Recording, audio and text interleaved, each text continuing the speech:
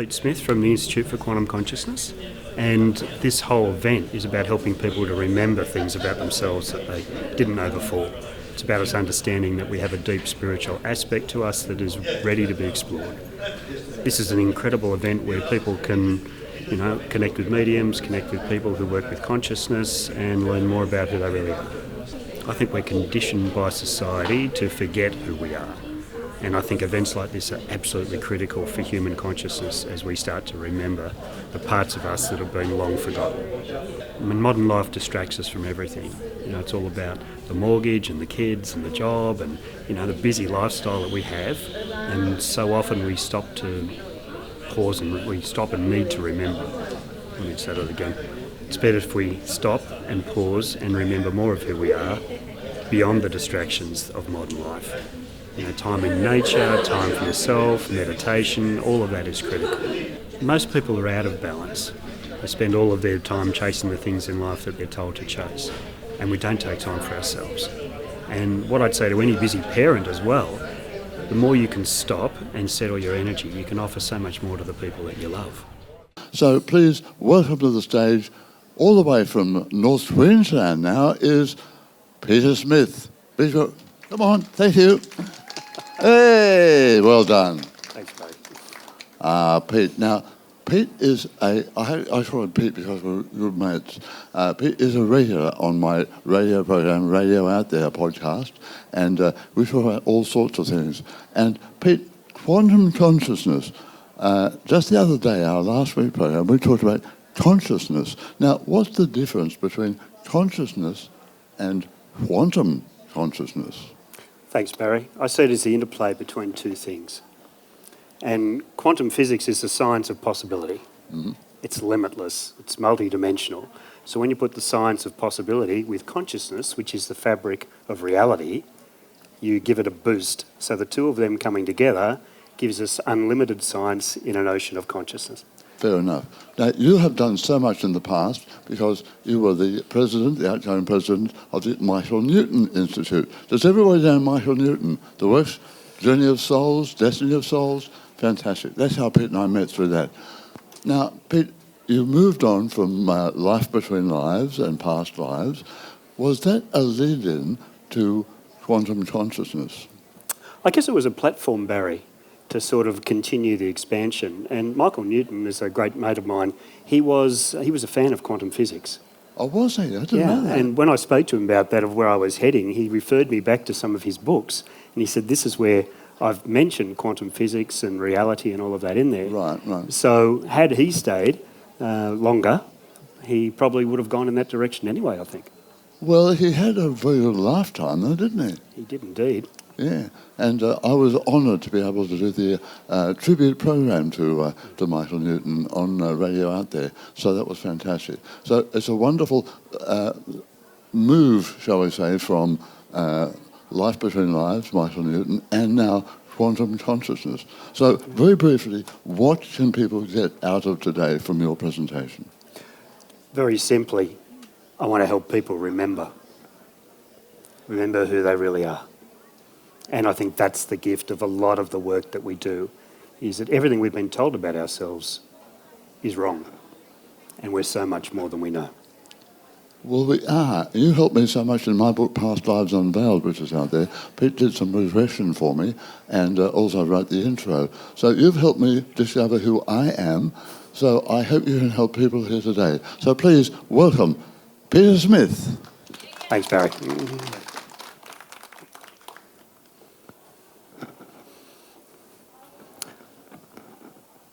My role today is, as I said, is to help you to remember who you are.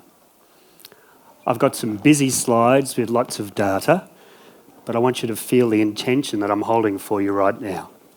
That intention is for you to understand, remember, and perhaps even touch your magnificence. The world is changing. We need people to be able to step into who they really are, to find their authenticity, to find purpose in this lifetime. And if we all do that, we can change the world. On the screen, you'll see a book, Michael Newton's first book. That's a book that changed my life. Over 20 years ago, I was looking for a present for my hypnotherapy teacher, as I'd just graduated from hypnotherapy school. And I went into a bookshop, old Borders bookshop. Do you remember that? I think they've reincarnated as Amazon now. But I went into Borders bookshop and got a coffee and I stood in front of a bookshelf and I said, take me to the book I need today. I forgot to say for him, for my teacher. I pulled Journey of Souls off the shelf and I read the back cover and something inside me shifted. It was like an opening. It was one of those, metaphysical experiences, if you like. We've all had them. A little piece of me awoke, something that I was meant to do and something I was meant to find. So I had to buy 2 books. So Michael Newton's book is about where we go between the incarnations. We heard from Tony just before about the reincarnation cycle and how we look at that in a linear fashion. But when we go in between, we have the sweeping view across the lineage of our soul. Michael Newton was the first that mapped that place in between, and he brought order and structure to it. That was in the 70s and 80s mainly, and things have changed since. And I want to share that with you, where his work has been evolving too. But with that book, I read the second one, I read the third one. I ended up in America learning his work. Then he was forming an organisation. I helped him to found the Michael Newton Institute. He became my mentor, my friend, and probably the person that's had the biggest impact in my life in its entirety. I served as the president for 10 years until the organisation got too big. That position was retired, as Barry said, and it was split into 4 different directorships, and I'm still there in that advisory council now. My role is to evolve Michael's work, honouring where we've been before, but to take it into new territory. And that's exciting, and I have some information to share with you on that as well. Apart from the Michael Newton Institute, where I'm going to draw some of our resources for research to share with you, the Institute for Quantum Consciousness is an organisation that I founded in 2013. A few of our people are sprinkled through the audience as well. Our role is to map the interplay between science and spirituality by using the quantum field. Okay? Quantum physics is the glue, and consciousness is the landscape that pulls the physical and the metaphysical worlds together. Okay? I'm going to share a lot of information with you. There'll be questions at the end. I'll share with you where our research has taken us and also the work that we're doing. But I would love for you to listen with your inner ears. Watch the slides with your inner eyes.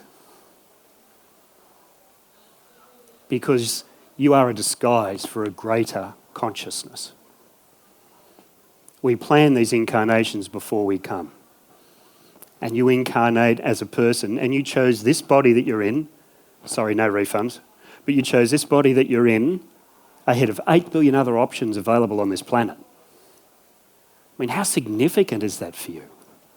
This was the only body that would do. That's significant, and this is one of the outcomes of Michael's work. But what we've discovered in the work we're doing at the Institute for Quantum Consciousness is even this vehicle that you have chosen is multidimensional. It's a gateway to your greatness, to the greater consciousness of who you really are. This thing's a portal to so much more. And by understanding that, it changes everything that you have in your life. Okay. Back to Michael Newton. Let's start there. So Michael, he passed in 2016. It was a very sad day for us at the Institute, but we knew that he was always going to pass the baton to us at one point. He mapped 7,000 cases over 35 years. And it started with 2 clients that showed him the way. The first was when he had a client come in with a psychosomatic pain in his shoulder, couldn't understand why it was there, and he said, go to the source of your pain. This is a traditional psychologist in Hollywood, California. So he took that client back to the source of his pain and he described being bayoneted in a trench in World War I on the Somme. And Michael, being the researcher that he is, he said, who's your commanding officer? What are the badges on your uniform? Where are your people stationed? And he collected this data, which was what made him such a great researcher. He'd already done his PhD, etc. So he actually wrote, as you did in those days, this is 1968, he wrote to the British War Office in London and he confirmed all the details he got out of that regression. That took him away from being a traditional therapist into that type of environment that involved past lives. And the fellow's shoulder healed by revivicating what was happening, and by understanding that that was what was behind the pain, it released. Similar to what Tony was talking about in the last talk. Then he had a second client. A lady came in and she was depressed. I'm depressed, I don't know why I'm depressed, but I'm depressed and it's terrible, etc., etc. And he said, go to the source of your pain. So she shot into a strange in-between type place where she was there with the rest of a group of souls that she incarnates with regularly. And she said, I've found my friends. And she cried. I found my friends. I came into this life because I was too dependent upon them and I wanted to incarnate without them, but I have missed them so much. She came out of the session and her depression had vanished because she knew her friends were waiting for her on the other side. And she knew she had a role in achieving independence. This was all out of books, out of videos and all that. For me, I had my own experience of a client. And that's what really propelled me into this work. My teacher, who I bought the book for, he rang me up and he said, you know, I never really got into that book. I've got this lady and she's coming for stress because she's going to court next week, family court. And she's stressed and she went to this place with these gold pillars. I don't know where she went, but it sounds a bit like that book I never sort of read. Can you take her on? And when your teacher refers a client to you, it's always quite an honour. So I took her on and she came, we did a session, we went back to the gold pillars, tell me about the gold pillars. She told me her soul name was Algae. And that she had been trying to break this pattern for 5 lifetimes. And every one of them, this other soul, and this was part of a soul contract based in love, he kept coming back and giving her a hard time so she would learn the lesson and stand up to him. I said to Algae, because I didn't know where she was, I said to Algae, what do you need to do? She says, now I remember. I can break the pattern. The next week she went into court against her husband. She had 3 little girls. The judge awarded her, she looked him in the eye across the courtroom for the first time in 5 lifetimes, and she broke that spell. And the judge gave her the house, gave her the car, I think she got the family dog, and she moved forward in her life in the most beautiful way. When it came time for her 50th birthday, she asked me to come because she wanted the 10 most influential people in her life to be at the table with each other. I declined because it wasn't about me, it was about the work. And it was about her courage to do that. But that was quite an honour to have that invitation. So for me, the work became real. And that's when I ended up in America. That's when I ended up meeting Michael, working with him and alongside him for all those years. And that took me away from a previous existence I'd had in corporate life. Okay? I made the escape, same as Josie talked about with her this morning.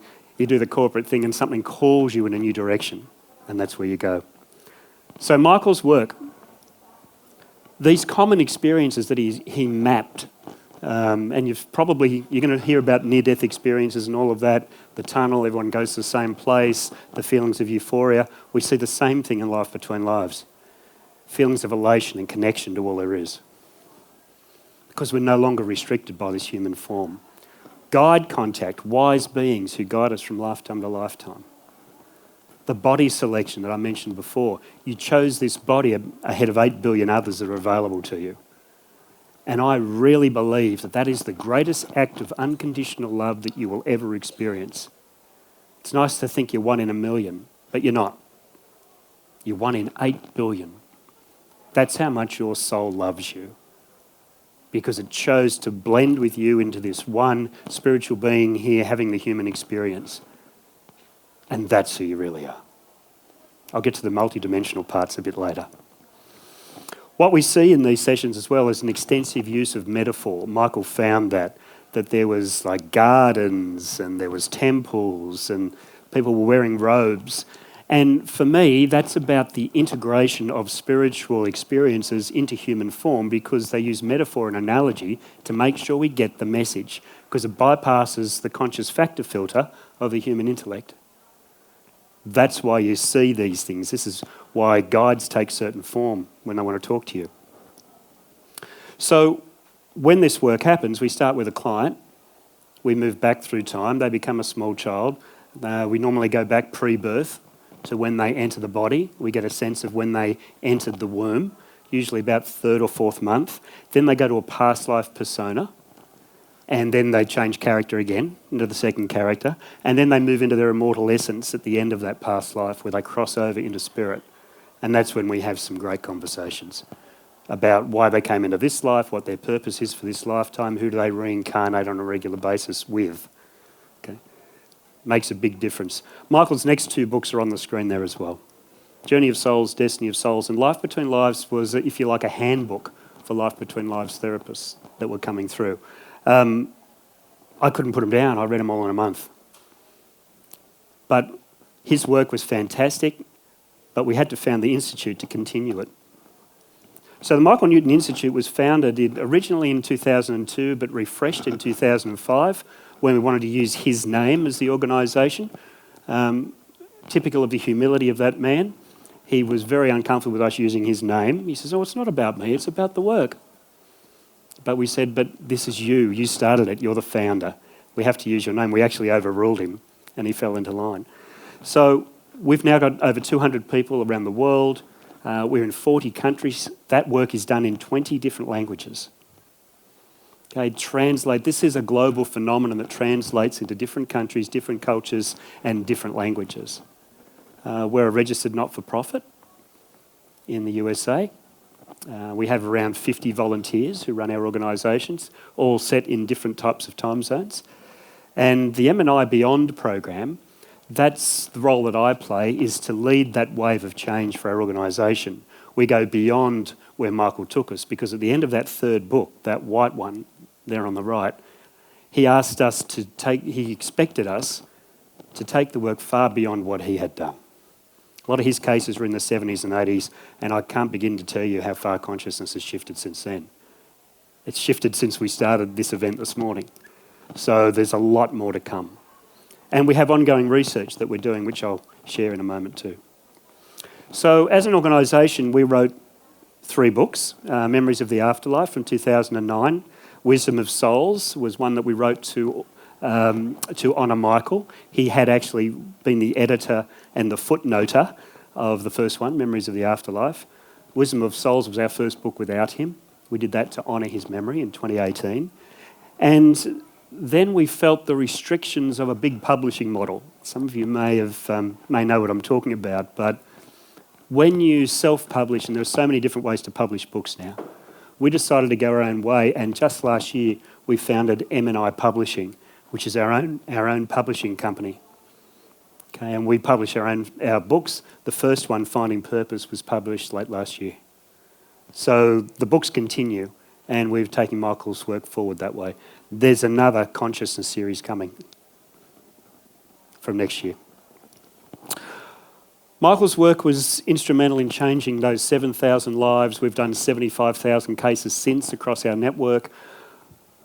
But it's shifting. Consciousness is shifting, and we're seeing his model where you would go to a soul group and you'd go to a selection of your next body, where you'd look at the inter-life activities that were there.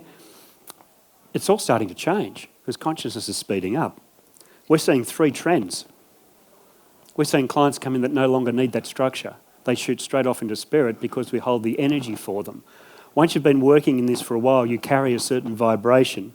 Josie talked about frequency and vibration. She talked about Tesla's quote this morning.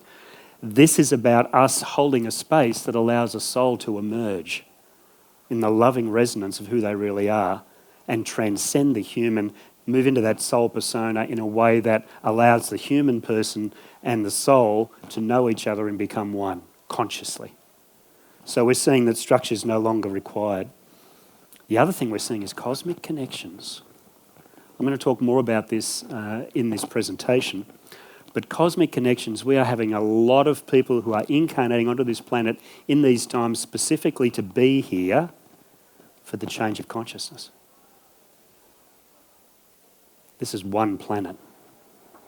It's like a grain of sand on a beach that never ends. How many places are there to incarnate into? In the first 800 Life Between Lives sessions that I did, I asked one particular research question. Have you ever incarnated in another body or another dimension? 798 people of the 800 said yes. And then I would say, ask to be shown. And they would go there. Those last two, I feel, weren't ready to see what they needed to see. Okay? It would have perhaps derailed the whole session for them. Put it in the, oh, did I make that up bucket? Which is what happens. So the cosmic connections are getting a lot stronger. We are getting very close to disclosure of our place in the universe, our cosmic heritage, the fact that there are other planets out there that are inhabited. Even NASA have confirmed that there's, thousands of planets that are much similar to ours across different galaxies. So we're not alone. We never have been. But the big shift we're seeing in these sessions as well is people would come in, when I first started this work 20 odd years ago, people would come in and they'd say, I want to know my purpose. Okay, your purpose is to spread love, to teach, to help raise the vibration of your family, whatever it might be. It was very personalised as a purpose for this lifetime. The trend we're seeing now is, I'm here to be part of something. I'm here to be part of a shift. I chose to be here and I'm excited to be here. And I have things to do. Now, if everybody comes here to be part of a change in consciousness, what's going to happen? Consciousness is going to shift. So that's our role. Events like this, a couple hundred years ago, you'd hold a gig like this and they'd burn us all at the stake.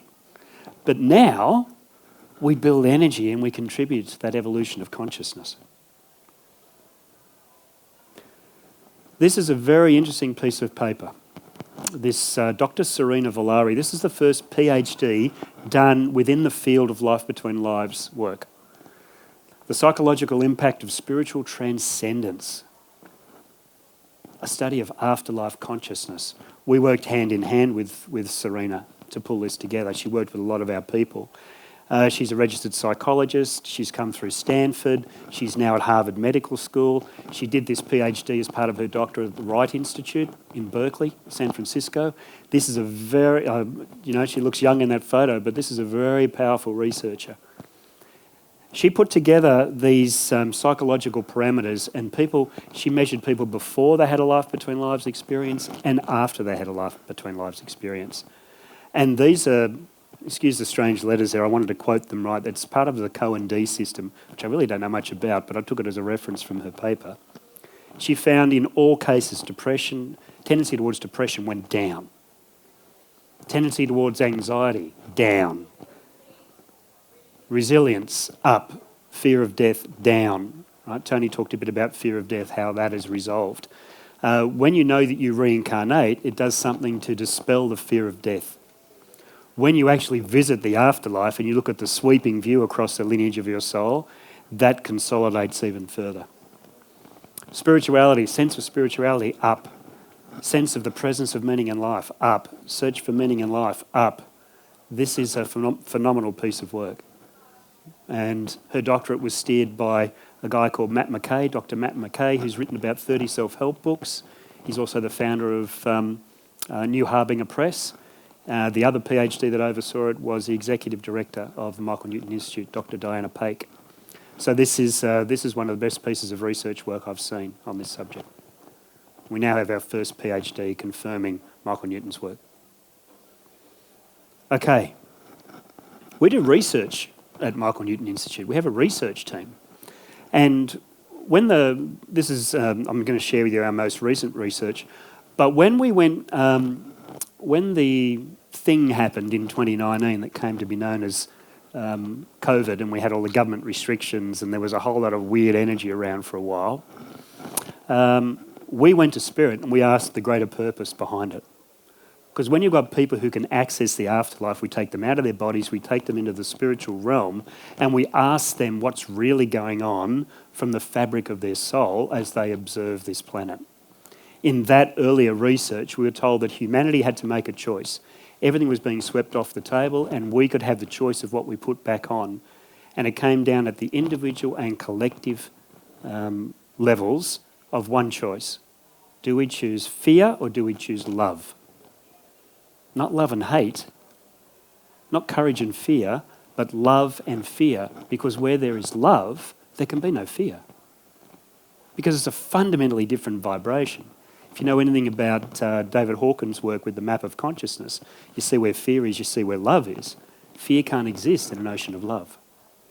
So that's the choice. And I think many made that choice, and I think that's helped humanity move to a different place. This particular piece of research, I'm just going to share a snippet from it, but we took 37 people went into the afterlife, 37 of our own people who were used to that fabric of reality, 14 different countries, 4 continents. Okay, so this is a global sample. This was the questions we were asking. Describe the current consciousness of humanity. How can souls best help humanity in these times? What is the best way for people to contribute to humanity? How can people easily access their soul's wisdom? What type of souls are incarnating on Earth now? What advice can we offer people who are struggling with these changes? It's a really big piece of research. It's going to be published. I'm going to share answers to one of the questions. What is the potential for humanity yet to be discovered? This research is about you. You are humanity. And if you individually weren't here, something would be missing from the collective consciousness. That's how important you are to the overall vibration of humanity.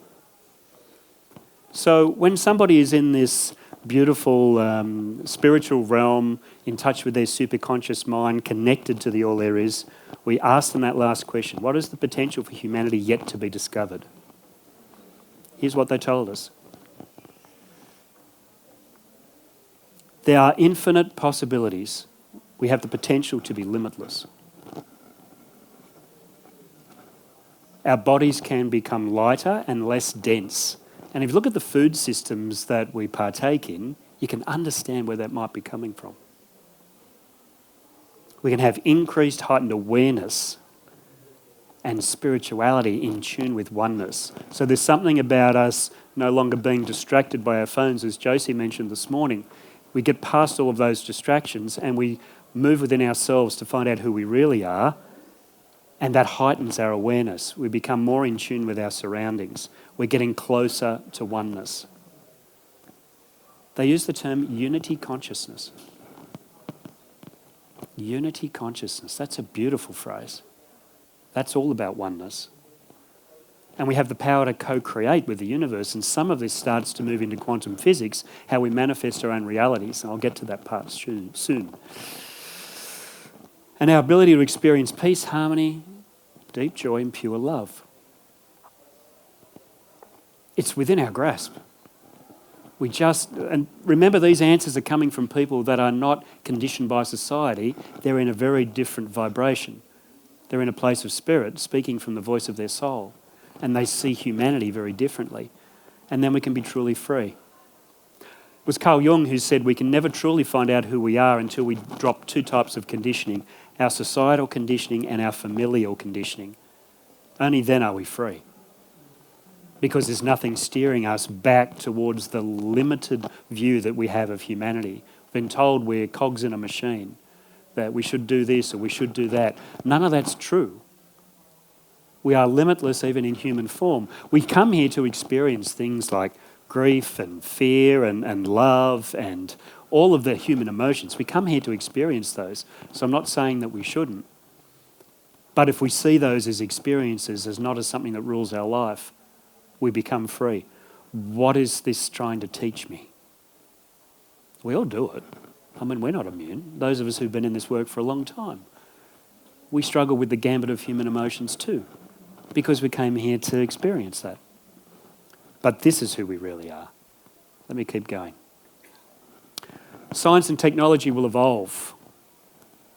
Okay, it's about to get a big boost. particularly if we move to a place where we do disclosure and we understand other races in the universe that are dying to help us with some of this. You can make your own minds up about AI and what that offers humanity. It can be a great tool, but I'm not sure we need to keep it as a servant, not a master, perhaps. But then I guess I did grow up with the Terminator movies. So, anyway. SOS Sarah Connor. Okay, huge advancement in the medical field. Somebody asked me out there before, do I know much about med beds? That sort of stuff. I don't, but I've heard of them. There are new healing techniques that are around vibration, that are around sound, that are around frequency, that are going to shift this place like nothing else. We're going to do that stuff instead of pharmaceuticals. And I'm looking forward to that. Communication through telepathy. You do this now. Sometimes you know what somebody's thinking. You think about a person and they ring you up or send you a text message. You bump into somebody on the street. You know, I was talking to some people earlier and they asked after my partner who's unwell and couldn't come down from Cairns. But as soon as we started talking about it, she texted me. I mean, we do this stuff. Okay? No languages. You know, if you look at a number of languages we have on this planet, I talked about how we do sessions in 20 different languages for Life Between Lives work. Can you imagine how many languages there are in the universe? How do you get around that when you're an advanced race? You don't have language. It's easy. And you don't need a Babel fish either stuck in your ear like Douglas Adams' book, Hitchhiker's Guide to the Galaxy. But if we transcend the need for language and we communicate vibrationally, I mean, you know what it's like to communicate through feeling? You hold the hand of someone you love. You don't need to say anything. You hug one of your kids or a niece or a nephew, whatever it might be. You don't need to say anything. You feel it. So we don't need language all the time already. Mental communication, a knowing when you tune into a fabric that is more than what we have here in the physical realm, because we are a doorway to the metaphysical. If we can tune into that, if we can find a knowing, oh, I just knew that. I just knew that was going to happen. I've had clients say to me over the years, I always knew my mum was going to pass early. Or I always knew that, you know, that was the right thing for me. Or I felt like I was called in that direction. That's what we're talking about. That's following the vibrational frequencies of our life. Teleportation, you may or may not know that they did experiments with the US government on this many years ago. There's some great stuff on that if you want to Google. But yeah, if we're multidimensional and we can be in many places at once through non-locality, why can't we choose the place we go to? It's all possible if we get other things out of the way first. And there was a really interesting series of comments about we're reconnecting to the powers we once had. That's interesting. We used to be able to do some of this stuff in ancient times. And there's all sorts of talk about portals and, you know, if you know Eric von Daniken's work, Chariots of the Gods, how he mapped the ancient cultures and found similarities in different continents that were separated by oceans of thousands and thousands and thousands of miles. There's something there about that connection to those powers that we once had and connecting with other dimensions and universes. If we start to talk about quantum physics, they allow for that. They allow for the fabric of reality to be multidimensional. That's why we become increasingly drawn to quantum physics, because quantum physics is the glue between the metaphysical and the physical, because they don't behave the way they should. Okay, let's go in that direction.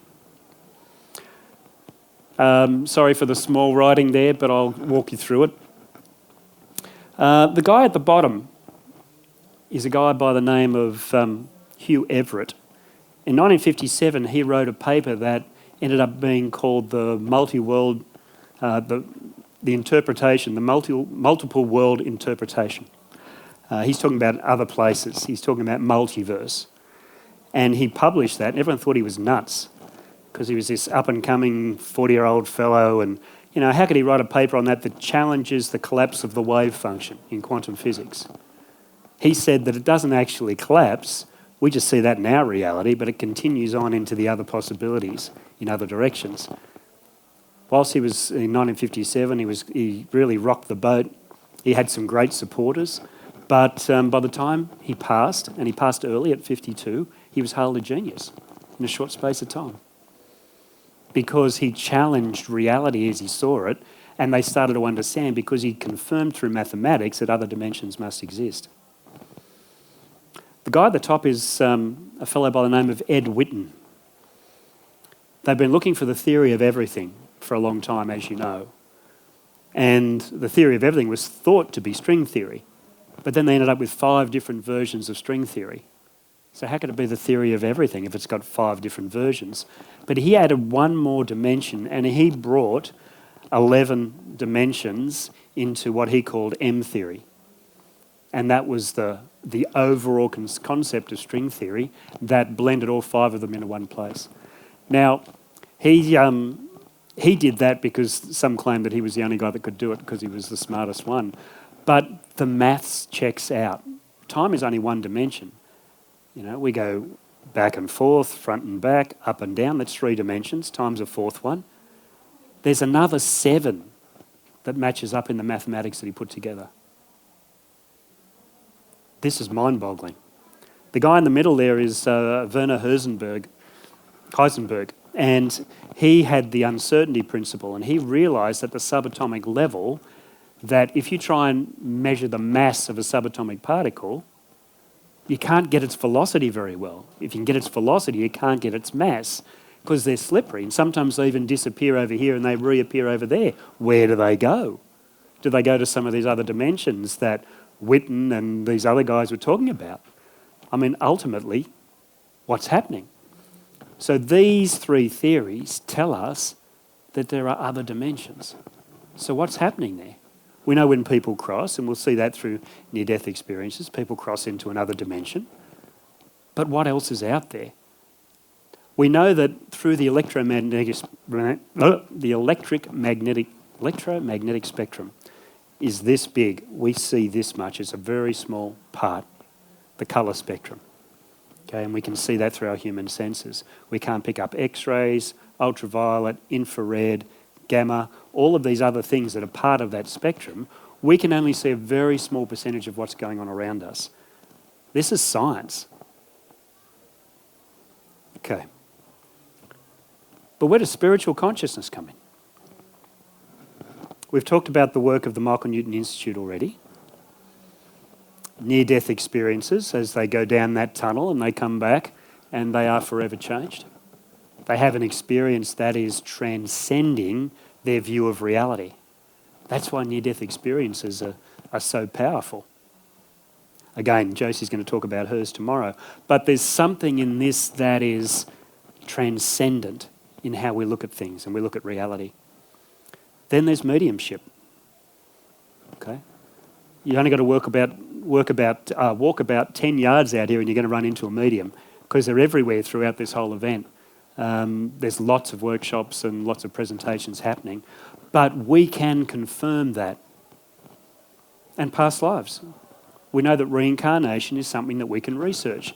If you want to do great research on reincarnation, apart from Brian Weiss's work and what Tony was talking about this morning, if you look at the Department of Perceptual Studies at University of Virginia, Ian Stevenson's work, now run by Jim Tucker, they went overseas and they recalled 3,000 kids' past life memories and proved them as cases. Case files there are phenomenal. Reincarnation is a scientifically provable fact. So you are just a chapter in a very long book. So if we put, as I said to Barry in our introduction, if we put quantum physics, which is the science of possibility, alongside, quantum and consciousness together, spiritual consciousness that opens up all these other dimensions, we get quantum consciousness. And that's what we do. We use the quantum field in an ocean of consciousness to find the pieces that individual clients need. Okay. We took 4 pieces when we founded this work back in 2013 or so. We took 4 pieces of quantum physics: the observer effect, and that was through the collapse of the wave function, etc. Non-locality, everything appears to be non-local. Entanglement, you move 2 particles, you give them a relationship, move them thousands of miles apart. One moves, the other one moves. Okay, so that connection is instantaneous across time and space. Einstein called it spooky action at a distance. And the holographic universe, the large and the small, contain the same. Now, we're made of quantum field, but it behaves very differently to this large macro version of us. You are made of subatomic particles, held together by consciousness itself. That's a quote from Greg Braden. That's who you are. You are unique, and there's never been another version of you in the history of all of humanity. There's never been a soul choosing your incarnation, never the same collection of subatomic particles, but you are powered by an eternal consciousness. That's simply who we are. This is science. So we added consciousness to those 4 quantum principles. The observer effect became the creator effect. Okay? We can create the realities around us. Again, quantum physics tells us this. If there's non-locality, that means we can be everywhere. We can take our consciousness and transport it to different places, and we can find out what's going on in those other places. Entanglement, to go within, means that we can access other versions of ourselves in this and other bodies. And the holographic healing, if you can heal one past life over here and you extrapolate that across the lineage of your soul, you can clear whole patterns out of that soul lineage. So this was the power of what we started to put together. We built a model. That's a portrait of you, by the way. That's you and your waves and your particles. You are powered by light. You are 70% water. You're not a physical body. You're all of this other really cool stuff. Now, the elements in your human body are the same as the elements they've found in space. You are literally walking stardust in human form. Okay? The sun is made of certain elements that are present here on Earth that you are part of.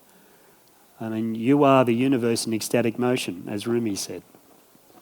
Okay, so we built a model.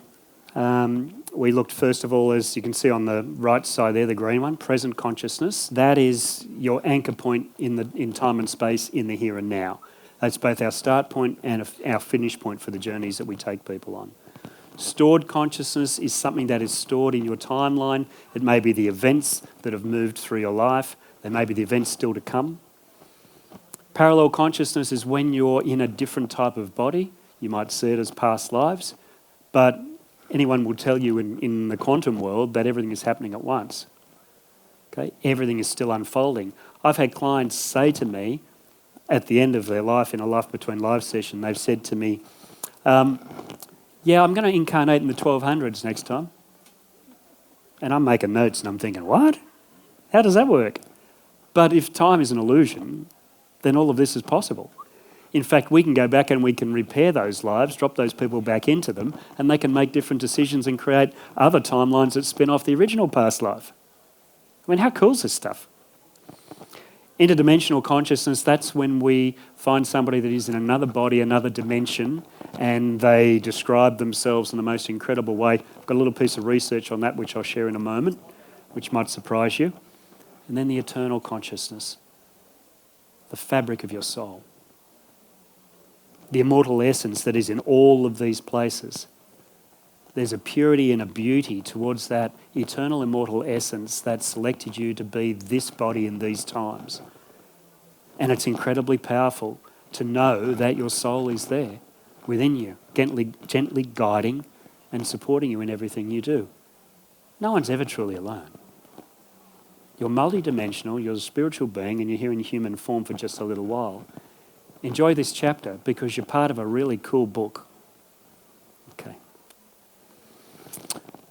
Yeah, those stats are a little small, but we took 111 cases of interdimensional consciousness. I'm not into triple numbers or numerology, but that was just the numbers that came out. So we would take people out through these different realms, but want to investigate the consciousness of the interdimensional realm. When people are in a non-human form, where do they go? Well, the stats showed us, of those 111 cases, that there were 4 main ones that were bigger than all the others. Remember, this is just a sample of 111 sessions. And we chose this sample because these were people that were undertaking accreditation with us, so they're doing it all by the book. And they're going through the certification process so we could review their cases in great detail. But We had 24 different facilitators as part of this sample across 4 countries using that standard practice, and they all happened between 2015 and 2018. Okay, so this was an older sample, but it was really solid information. We found that 22.5% of people had contact with an off-world being. There's that cosmic flavour again that we continue to see. We're being pulled into the universe, being pulled out away from Earth and away from being stuck in these bodies into something that helps us to know that we are cosmic citizens, just hanging out here on Earth. But there's so much more to us than we know. 20% of the time, clients moved into a purely energetic state. They described themselves as a wave of consciousness in the universe, a purple energy on a planet that was completely jungle, where they would blend with nature. All of these were real examples that came through. The third one was the metaphoric message. I talked about metaphor and analogy being important in terms of our interpretation, so we get the message. Again, nearly 20% of those people were given a metaphor, like it was the ocean, the waves in the ocean, it was a babbling brook, it was the strength of a tree. They were given all of these images as a way to learn. Our role there is to help them unravel what that image means. What's the greater purpose behind this being shown? What is the message for Jill or Fred or John? Okay. And we get that answer from that expanded state. And we had, like 17% of the time, we had people actually describe to us what it's like to be in a different type of life form somewhere else. We had somebody tell us about, I'm a being, I'm on the bottom of an ocean, and I'm enormous. I'm miles and miles and miles wide. Okay. What's the greater purpose of this being shown? I have to learn stillness. This being was very heavy, right at the bottom of the ocean. And okay, feel that energy of stillness and bring it into your life, and how will life be forever changed? These are some of the questions that we ask. So those top 4, that was about 80% of the sample that we took. Summary of the findings. Okay, I'll read that to you because it's a little small. The landscape of the universe beyond our physical existence here embraces energy and light and is within our reach. So many of our clients discussed energy and light as themes in their sessions. So I'm happy to say that on the back of this research and lots of other stuff we do, there is life on other planets. And sometimes it's us, having chosen an incarnation in that form. We can contact off-world civilizations. We saw that as part of this research, and we've been exploring it more since. We don't need physical contact. We don't need to build spaceships. We can contact other races, and a lot of people are doing this. It's not just channeling, but very structured processes to contact galactic civilizations and ask them for advice and support, and talk to them about the shift of consciousness here and what's happening. And we see this whole absence, this breakdown of time and space. Time is an illusion. I mean, even Einstein said the only reason we have the present is to stop the past colliding with the future. But you know that time loops. Time gets fast and time gets slow. Go to the in-laws for dinner, that's slow. Okay, what's your favourite television program? That's fast. I mean, that's what happens.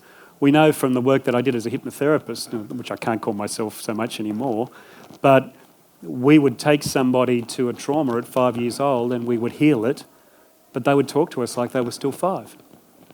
I mean, this is the incredible stuff that is about human consciousness once we start to explore. The second big thing that we had was that we're often experienced we can understand and integrate. It's like the universe wants to speak our language. They want us to be able to interpret it. And of course, we are that universe. We want to understand the shift in consciousness, so we are given ways in which we can interpret this for ourselves. So metaphor and analogy, there's that language again.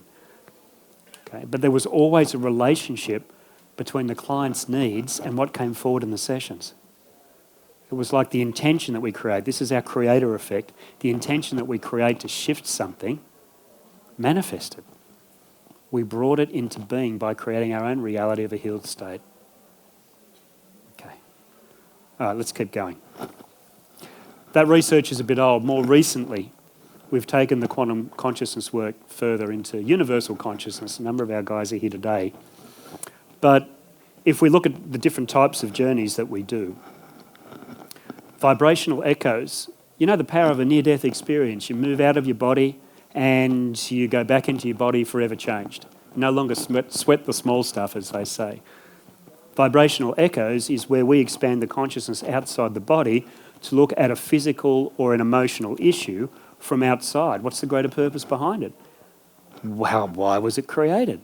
How does it serve? And we transcend people into a space where they see the anxiety, the depression, the grief, they see it very differently.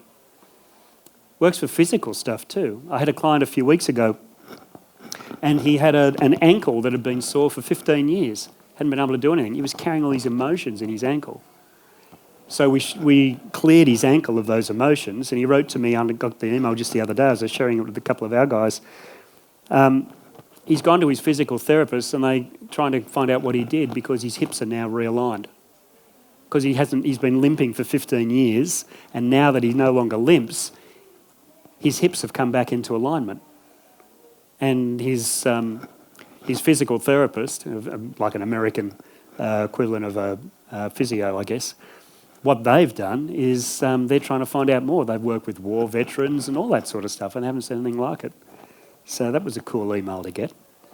Some of the other stuff we're doing, that's vibrational echoes. Cosmic home, these are the people who have incarnated here and don't feel at home because they carry some of these cosmic aspects in the lineage of their soul. We take them home. We build a portal and we take them home and make them a bridge between worlds. Those people are incredibly powerful when it comes to shifting consciousness here in human form. Empaths, we help them transcend. People pick up energies really easily, and where does my energy field end, and where does the other one start, and what do I pick up from other people? The empaths themselves, we take them back pre-birth, and we offer them a new infrastructure that they can implement, so that we then rerun their life through those. Tomorrow, in my presentation down in on stage 2, I'm going to talk specifically about the cosmic home and the empaths and tell you how we're working with those people in some detail. Water consciousness. Water's really cool. Except where I live up north in the tropics, it's always warm. But water is this incredible resource, and I'm going to talk more about it in a moment. But the journeys that we've been doing, if you're familiar again with David Hawkins' map of consciousness, we've been taking people in to tune into the water in their body, because we're 70% water. So you tune into that water, and we offer it 3 frequencies of love, gratitude, and grace. There's that gratitude word come up this morning with Josie. Gratitude is a really, really powerful vibration. It lifts you out of anything. So we've been instilling those frequencies in the water in a person's body and watching the changes. We'll do this sometimes on the back of something else that we've done. But if you flush a high vibrational water through a problem part in the body, even a tumour has a water content. What would happen if you raise the vibration of the water within the tumour? This is some of the experimental work that we're now doing. Ancient wisdoms, we're taking people across, this is like a remote viewing outside of time and space. We're going back to ancient civilizations to retrieve the vibrational frequencies that have been lost in humanity's history. We're exploring those civilizations, how they did healing, how they did other work. That's more of a research model that we're doing. And ultimate consciousness, a few of my people say that's their favourite. We're working with the multiverse. If you want to be something in the future, then as you go through these shifts in reality, every time you make a decision, you go in different directions. If you move into the future and you start to talk about your desired state of being, and it's outside time and space, we're bringing forward you from the future that has all of those characteristics. Meet them, discuss with them, blend with them, carry those vibrational frequencies forward, collapse lower vibrational timelines into one self-fulfilling prophecy. That's some of the stuff we're doing that's really cool. We're just using quantum physics. Quantum physicists say, oh, we haven't been able to find those other dimensions. Well, that wasn't good enough for us, because once you add consciousness to quantum physics, you can just go there. So we've been exploring the multiverse in that way. Okay. The future of consciousness work. Excuse me a sec.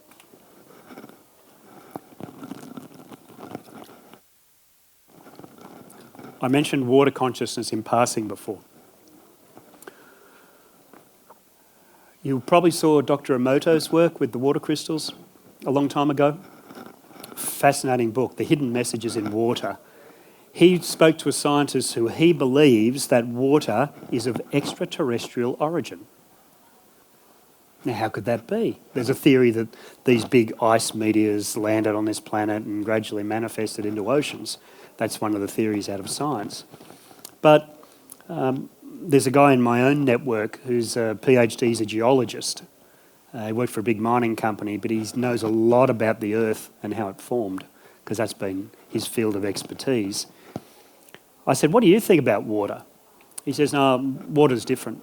What do you mean it's different?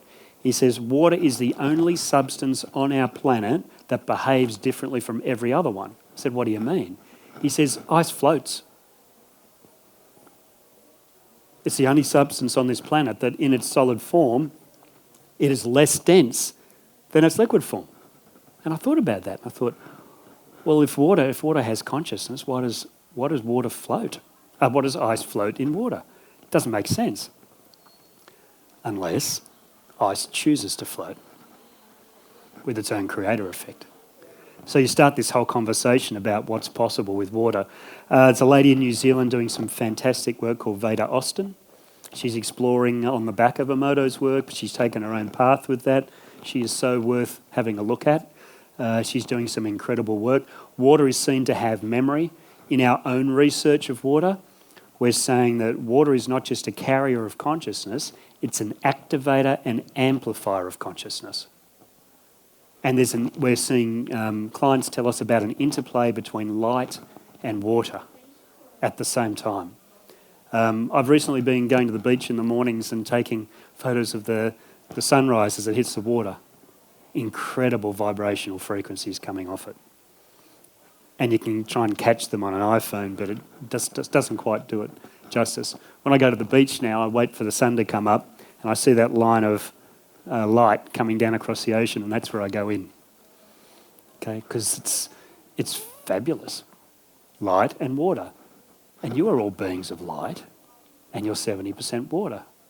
That's why sunlight's really good for you. That's why people gravitate to the coast. I mean, who doesn't like to go to the beach?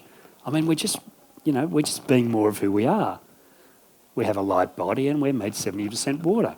Play to our strengths. That's who we really are. So water is something quite remarkable. Consciousness therapies. We're seeing a big shift away from just cognitive behavioural therapy. People don't want to stay in therapy forever now.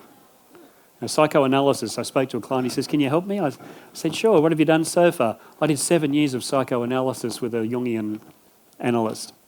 And I'm a real Carl Jung fan, and I don't think he really wanted that. But, I mean, people want something that's more rapid and can get to the source of things. Cognitive behavioural therapy means you have to work through the human intellect, even though there are other ways to try and find the hidden pieces. Carl Jung used a lot of art therapy. But there's something in this that is really significant, that there's a shift even in the psychological circles towards medicine, mindfulness, meditation as ways to access this. But if we start to work with the subconscious and the energy field and the quantum field, we have so much more potential to help people. Years ago I wrote an article for Nexus magazine and I talked about how trauma is carried in alpha brainwave patterns, but we do therapy in beta brainwave patterns. That's cognitive behavioural therapy, but we know that people unconsciously store trauma in their energy field. And I wrote an article to say, well, you need to use a healing remedy that goes down uses those same brainwave patterns, so you can match it up. I had emails from all around the world from people saying, yeah, we didn't get that. Yeah, so. Okay, so watch all the people out here vibration, frequency, sound healers, people using toning, people who are doing so much more than they used to. And some of this is some of the ancient things coming back. They'd heal with drums, they'd use out-of-body experiences, ayahuasca ceremonies. I mean, that has to be carefully managed, of course, but you know, there's something in this that is taking us into new fields of healing that we haven't had before. The third one's my favourite. Consciousness to become a more sanctified method of research. If we can take people out of their bodies across time and space, and we can start to understand the true history of the world. You know, we did some research in a recent workshop. We went back across time and space to Machu Picchu. What was really happening at Machu Picchu in the old days? And there was the Indians that came in there, the Andean Indians. They were there, but there was a group there before. And we saw different things happening from an off-world group. So that became part of our research as well. There is so much that has been hidden from us. Contact with cosmic family, it's all coming back. But we can actually go back and we can visit somewhere back in time and we can find out the truth of what was really happening, because history was written by the victors. Okay, so let's sidestep that and go back across time and space and find out what really happened. Okay, going to have a little bit of time for questions soon. Let me put some information up for you. Our website is instituteforquantumconsciousness.com. There are lots of different resources. There are articles, there are YouTubes, all of that on there. I want to bring to your attention the Transcendence Adventure, which is a 9-stage program where people move through 9 different meditations that are only 10 to 12 minutes. Each has a key theme, and they lead you towards further and further expansion. It's all free. It was put out during the lockdowns, because when people were really struggling with their mental health. You can see there's a bit of a theme in the artwork there about consciousness art. The Transcendence Adventure has 9 paintings filmed in a rainforest, separately. So a lot of people have used that now for great things. Living Quantum Consciousness, it's a 1-day program we do with 3 journeys. Next one of those is in September. It's all online. We do 3 journeys about Remember Your Light, Water Consciousness, and the multiverse. So 3 of those different journeys that I was talking about earlier. 2028 was an initiative that we put together some years ago that started to encapsulate, this is the old creator effect, if the world was different in 2028, what would it look like? We had 5 categories where we had the billionaires had donated half of their wealth to repair the planet, and there were projects happening everywhere. There was the science had been replaced by meta-science. We had healing methods that transcended the old allopathic system but took the best of it into new ones. I mean, we just encapsulated all of that to, and there are papers to have discussions. So rather than a Tupperware party, we put these out there for free so people could have a 2028 party. And every time you have a conversation about the future consciousness of this planet and where it can take us, you change the fabric of reality and you point us in that direction. So that was the part of that. For existing practitioners, we have a quantum consciousness facilitator training. So we do those at this point for 5 days. We got one of those at the end of July, where we train existing practitioners to take some of these quantum principles and the experiences we use. We take them back into their practices. One of the really exciting things for us, though, is we've just been featured in the 2nd series of Journeys into the Soul, which is on Gaia TV for the 1st series. The 2nd series is about 12 episodes about Dolores Cannon's work and 8 episodes about our quantum consciousness work. So that's already out there on journeysintothesoul.com, where you can see a number of our practitioners. We've got a few here in the audience today who actually have those episodes and have worked with clients and tell their stories. The really cool thing that's coming is a documentary on the work that we do at Institute for Quantum Consciousness. That's going to be out more towards the end of the year. That's me. Those are the 2 books that I wrote. Quantum Consciousness was written and published in that version in 2018. That has case studies out of the quantum realm, similar to the research I shared earlier. The Transcendence of Celeste Kelly was out last year. That's a book that it's a novel, and it traces and takes all of our work into novel form. So it's more of a narrative. But what it does is it talks about a quantum physicist who has her own challenges, and she discovers consciousness and she does her best to change the world. More about the Michael Newton Institute, newtoninstitute.org. We have people based all around the world, 40 countries. M&I Publishing is out there. Finding Purpose is the first book we've had. Stories of the Afterlife is our quarterly journal. It's about 20-something US dollars a year for 4 quarterly journals that tells about the latest things from that work. But the one you can't see, the little white one right in the middle there, is called Friends of M&I. That's going to be launched in a couple of months. We found Michael Newton some of his hidden files. We're going to give access to a lot of the leaders in our organisation.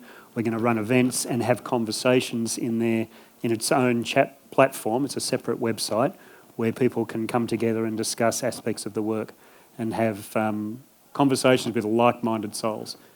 Because from what we're told, that doesn't happen very often. Okay. I've left 14 minutes for questions. That went well. Questions, anything you'd like to know? Someone's got a hand up there, up the back. Not really. Well, clearly I could hear say that, but... Okay, another question over here after that one. Hello. Okay. Hi, who am I speaking with? My name's Ryan. Hi, Ryan. So I'm studying my diploma of nursing to become an EN. Yep. Originally, I was planning to go all through the Western medicine field to nurse practitioner, Yes. and then go and study this kind of stuff, do my PhD on this consciousness stuff, metaphysics and all that, and Cool. then come back and be like, yeah, I've got that credibility, I'm an NP. So I have that label and people would give me that credibility. Is there a better path? Because I don't really want to study Western medicine. I just want the credibility in the label so that people can actually relate to me and be in Western society. Okay.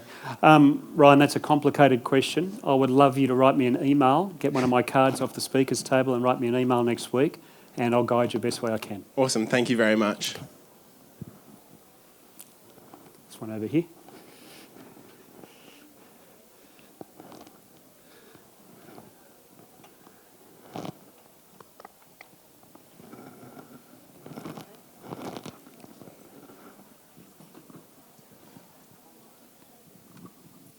Thank you so much for sharing. It has been so inspiring and Thank you. exactly what I needed to hear personally. What's your name, can I ask? My name is Danny. Hi, Danny.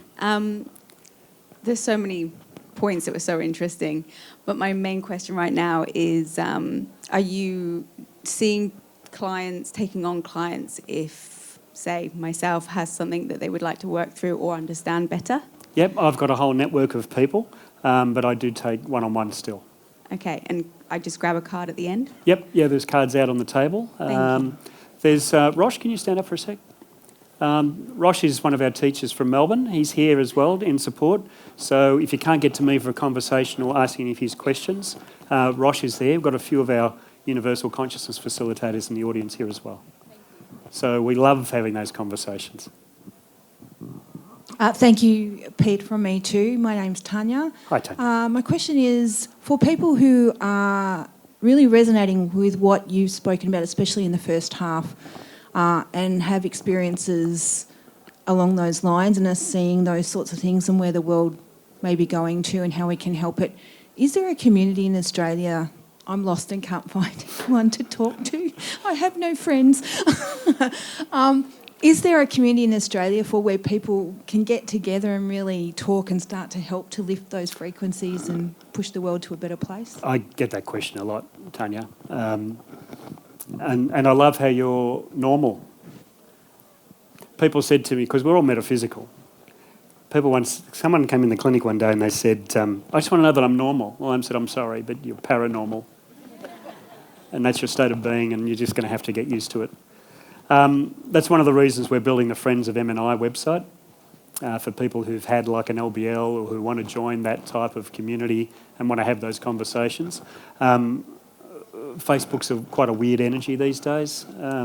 most social medias have been permeated with advertising and that sort of stuff. There's some really cool sort of off mainstream platforms that you can join, but anyone can sort of dump anything there. So that's one of the reasons we're building the Friends of M&I. But I think you're in pretty good company in this auditorium at the moment, and also around a lot of the alternative health people that are out there as well. Ask to be shown where they are. I don't recommend a particular Facebook group or social media so much, but if you send an invitation out to the universe to find some like-mindeds, they show up. But the only thing you have to do is have the courage to start those conversations, because you get really surprised how people react sometimes. If their eyes glaze over, just turn away and go to the next one. But yeah, it'll be easier to have those conversations going forward once we get more of this into mainstream. Okay. Other questions? There's a couple over here.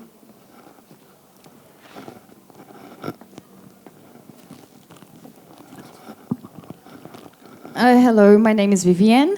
Hi, Vivienne. Thanks for your talk. It was beautiful. So my question is more related to the soul journey. I've seen a kinesiologist once, and she was working with my energy, and she mentioned you have a misalignment in your soul, and you didn't want to be here. And that question like stuck in my head, and I was like, oh wow, okay. So is it like my soul has the choice to be here, or or like was forced to be here? And I was like, oh my God, what do I do now? And yeah, so just like really interesting, because I always thought that it was a choice to be here. But why did she say that I didn't want to be here? That's her interpretation of you. Okay. Whenever somebody reads you, they will offer their, even the best person that offers a reading about you will be filtered in some way. Mm-hmm. Some people are filtered a little, some a lot, but they've got to express that through their own human form. Everybody in this auditorium is a courageous soul, because they've incarnated in one of the toughest places around, in one of the toughest times in its history. So all of you are courageous just by incarnating here. There's often a reluctance to step into that energy. Mm-hmm. And I might be, I'm not sure I want to go back. Do I really want to? Oh, yeah, I guess I will. They tell me it's going to be fun, but, maybe it will, maybe it won't, but at least I'll learn something. So she may have even picked up a little bit of that reluctance when she was feeling into your energy field. Doesn't mean you don't want to be here. I mean, you can reframe that a little bit. Yeah. Okay. Yeah, it's going to be a challenge, but I'm going to learn a lot. Okay. This is a tough school. Michael Newton's work talked a lot about that, about the difficulty of being here, mm-hmm. and particularly in these times. So, yeah, thank you for being here. Yeah. I'm glad you made the choice to come. Thanks for having me. Hi, Peter. Shirlene. Hi, Shirlene, how are you? Good. Can you talk a little more about beings that are maybe uncomfortable on Earth, and you build this bridge to where they are? What is that exactly? Yeah. Look, you might know, I'm going to talk about this in detail tomorrow, but you might hear them referred to as starseeds, traveller souls, off-worlders, whatever it might be, because this is such a very different and difficult vibration. It can be a rough landing, let's say. And because you're not used to these difficult and heavy bodies, it may take some adjustment. In that group of society, we see there's a high tendency towards depression and difficulty with the human emotions. But once we've found, by taking them on the journey home and letting them have 1 foot there and 1 foot here, and to realise that they're a bridge between worlds, that does that, but also gives access to resources from the other side. So once you move out of this dimension into that one, life gets easier. Okay. Nice to see you, Charlene. 4 minutes. A couple more questions, if there are some. I can't see the hands very well. Oh, there's one.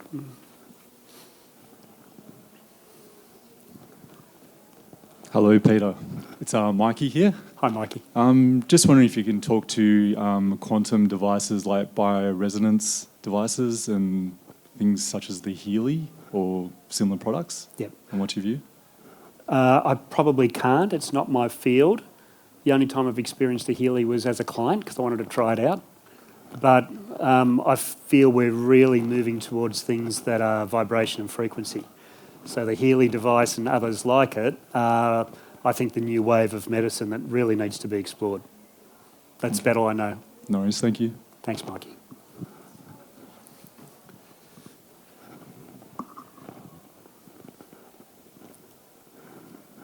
Any more? Okay, I think we're good. Thank you so much for your attention. I felt your support the whole time I was speaking, and I'm very grateful. Thank you.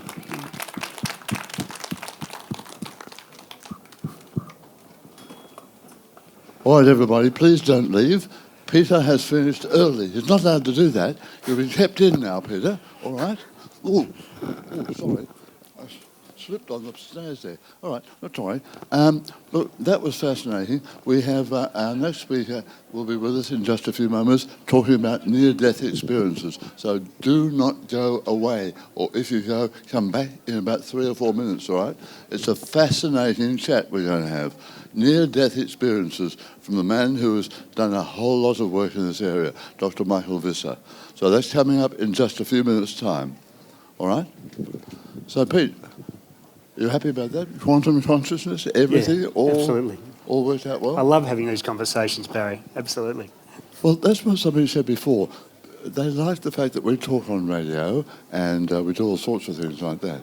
So there we are. So, everybody, what about a nice big round of applause for Peter Smith?